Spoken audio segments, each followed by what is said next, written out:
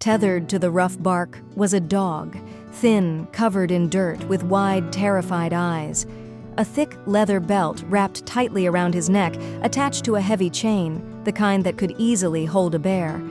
No one knew who had done this or why. But one thing was clear: the dog, whose name would soon be Stuart, had been treated cruelly. He had been left alone, tied to the tree, waiting for an end he could not understand. When they tried to approach, Stuart growled, low and menacing, then cowered in the corner of the shelter once they brought him in.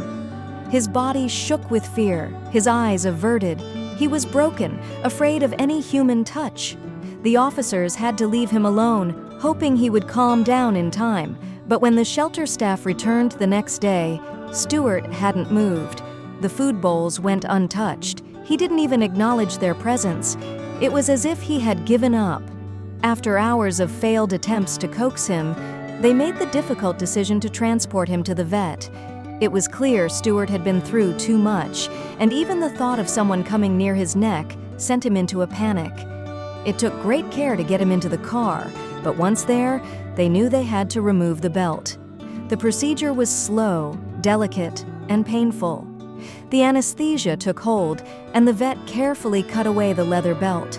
As it fell to the ground, something extraordinary happened. Stuart's entire body seemed to relax, like a weight had been lifted. It was as if the belt had held not just his body, but his spirit captive. When he finally woke up, he was a different dog. The terror had melted from his eyes, and what replaced it was something almost unrecognizable: hope.